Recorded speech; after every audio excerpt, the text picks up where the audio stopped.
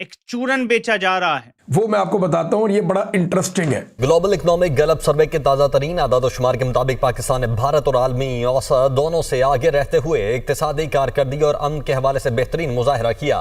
पाकिस्तान में 51% लोग आने वाले साल के बारे में पुरुमीद हैं, जबकि भारत में ये शरह फकत 39% है। इक्तिसादी हवाले से 53% पाकिस्तानी 2026 को खुशहाली का साल समझते हैं। यानी कि हमने उम्मीद में दुनिया को भी पीछे छोड़ दिया।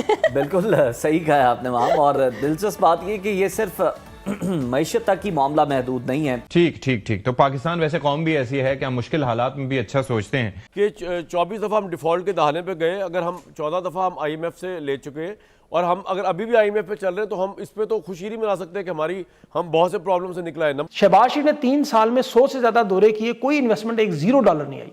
दुनिया के बड़े बड़े इदारे वियतनाम, बर्मा, कंबोडिया और भारत में सारी इन्वेस्टमेंट लेके चले गए। इसका सिंपल मतलब यह कि कहानी खत्म, आपकी कहानी अब खत्म। इसका मतलब यह है।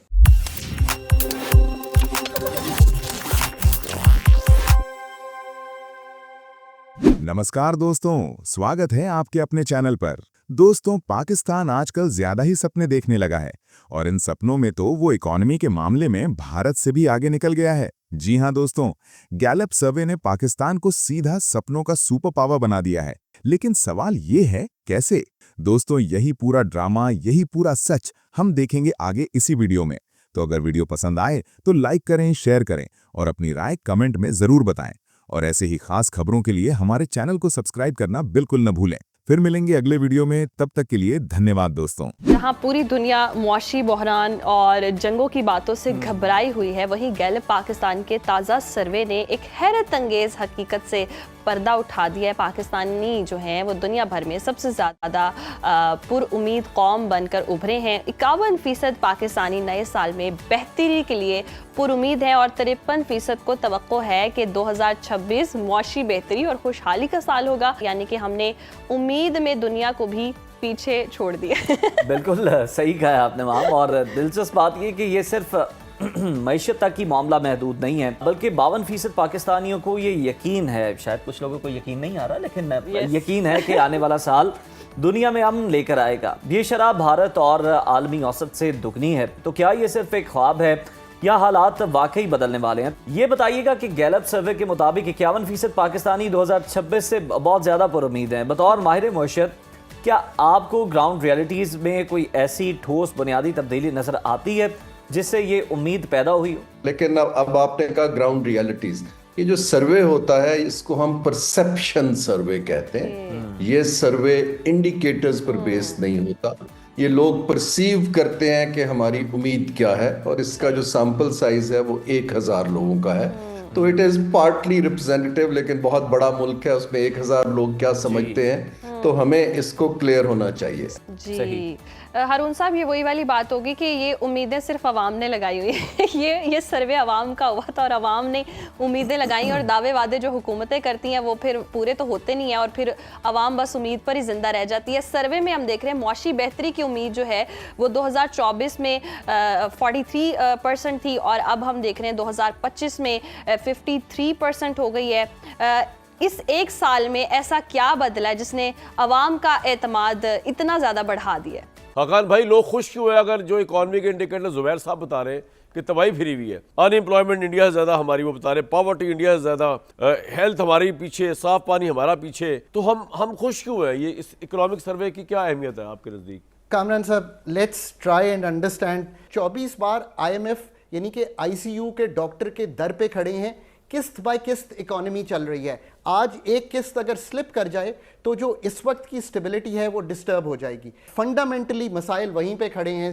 स्ट्रक्चरली इकोनॉमी आज भी वहीं पे खड़ी है जहां आज से 3 या 5 साल पहले खड़ी थी। और आखिरी बात, ग्रोथ के अलावा कोई चारा नहीं है और पाकिस्तान की इकोनॉमी ने 1.7% की ग्रोथ दिखाई है पिछले 3 साल में।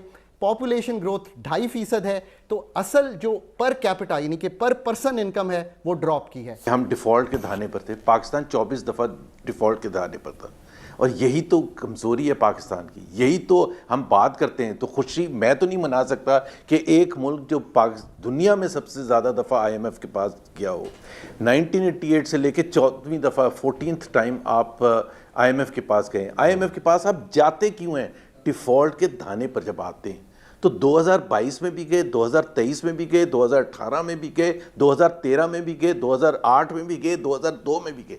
ये this is a continuity of Pakistan history, और ये कोई अच्छा शगुन नहीं है। आज जहां हम खड़े हुए हैं तो वो कह रहे हैं इंडिया के मैंने शाद माने। भाई आपने सवाल का पॉइंट ऑफ व्यू ऐसे रखा था कि इंडिया में इतने लोग खुश हैं। लेकिन दूसरी बात ये है कि पिछले 30 साल पहले ये सारे ममालिक हमारे से आगे थे, पीछे थे। इंडिया भी, बांग्लादेश भी, कंबोडिया भी, वियतनाम भी, बांग्लादेश भी, ये सारे हमारे से पीछे थे। अब ये हमारे से सब आगे चले गए और बहुत ज्यादा आगे चले गए, और गैप इज वाइडनिंग। तो अगर बैठ के नशिस्त में अगर हमने सिर्फ ढोल धमाके करने और सिर्फ ये देखना कि जी कोसार में, ये लिबर्टी में रेस्टोरेंट कितने भरे हुए होते हैं, तो वो तो फिर बड़ी अच्छी बात है जी आपका, अभी भी भरे होंगे रेस्टोरेंट। अब 2025 में हमारे हाल देखें, SIFC सरमायाकारी जीरो, एक्सपोर्ट में इजाफा जीरो, इदारे धड़ फरोख किए गए, बैरूनी कर्जा $130 अरब से ऊपर चला गया। यहाँ 40 साल से मुल्क में सरीना होटल, वो भी आज ब्रांचें बंद करके जा रहे हैं। कोई ऐसा रोज नहीं जब आपको ना पता कोई मुल्क छोड़ के नहीं जा रहा। प्रॉफिट में कोई इदारा नजर नहीं आ रहा, मुनाफे में 3 साल 9 महीनों में कोई ऐसा काम नहीं जो कहे काबिल तारीफ। हिंदुस्तान से जंग बिलाशुबा जीते, नतीजा क्या निकला कि सिंध ताश का मुआहदा आज भी मुअत्तल। पाकिस्तान का पानी आज भी भारत के कंट्रोल में, वो भारत वहाँ पाकिस्तानी दरियाओं पर डैम भी बना रहा है। मतलब जीती हुई जंग का नतीजा वो तो चीन के हक में तो गया, हमें तो कोई फायदा नहीं हुआ। फील्ड मार्शल को इससे जरूर फायदा हुआ, आर्मी चीफ से फील्ड मार्शल बने, ताहयात इस्तिस्ना मिला, 5 साल मुद्दत बढ़ गई। लेकिन पाकिस्तान को बताएं क्या फायदा हुआ? जंगें जीतने के बाद तो दुनिया में एक पजीराई मिलती है जो उन्हें मिली, लेकिन हकीकी मानों में अरबों खरबों डॉलर्स की बरसात जो पाकिस्तान में होनी थी, पाकिस्तान की मईशत में होनी थी, वो यहां नहीं है, वो हिंदुस्तान चले गए। शहबाज शरीफ ने 3 साल में 100 से ज्यादा दौरे किए, कोई इन्वेस्टमेंट $1 नहीं आई। दुनिया के बड़े बड़े इदारे वियतनाम, बर्मा, कंबोडिया और भारत में सारी इन्वेस्टमेंट लेके चले गए। मई की जंग के बाद आप जरा डाटा चेक करें कि भारत ने जंग हार के भी 14% पिछले साल से ज्यादा फॉरेन डायरेक्ट इन्वेस्टमेंट अपने मुल्क में करवा ली, $81 अरब की। सॉफ्टवेयर में, ट्रेडिंग में, एविएशन में, सर्विसेज में, तमाम बड़ी बड़ी ग्लोबल कंपनियां, माइक्रोसॉफ्ट, अमेजॉन, सैमसंग, हवाई वहां चली गई। बैंकिंग, फाइनेंशियल सर्विसेज, $81 अरब। उनकी मईशत मजबूत तरीन, बिजनेस का माहौल, सरमायाकार का एतमाद नजर आ रहा है।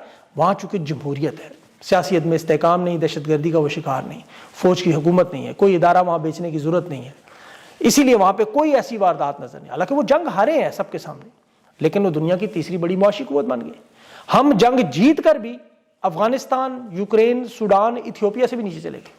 ये बंदा जो अब है ना, मुझे बताएं, इसने 3-3.25 साल इसको हो गए हैं, कोई एक काम किया हो जो पाकिस्तान के मफाद में हो। 1, इंडिया ने हमला किया, ये डर के पता नहीं किस डरबे में छुपा बैठा रहा। अगर एयरफोर्स ना होती तो पाकिस्तान को ना तबाह कर देना था, इंडिया ने तबाह बर्बाद कर देना था। ये पता नहीं किस खुद में छुपा हुआ बैठा था, 4-5 दिन इंडिया हमले करता रहा। लिटरली लोगों ने मिसाइल गिरने की वीडियोस मुझे भेजी, जो डिफरेंट एयर बेसिस पे मिसाइल गिरे थे, तो लोग अपने कैमरों से बना रहे हैं, ये मिसाइल जा रहा है, ये मिसाइल जा रहा है, और हम चुप थे। ना कोई दिफा काम कर रहा था, ना हम जवाब दे रहे थे। उनके ताकतवर तरीन मिसाइल आ रहे थे, हमारा कमजोर तरीन मिसाइल भी नहीं चल रहा था। तो ये बंदा मुझे बताएं कोई एक काम इसने किया हो। जो मर्जी कर ले, आर्टिकल डिलीट करवाए, अपनी मर्जी के छुपवाएं, कुछ आप कर ले, ये मुल्क नहीं आपसे चलना। मैं लिख के देता हूं आपको, आप कर ही नहीं पाएंगे।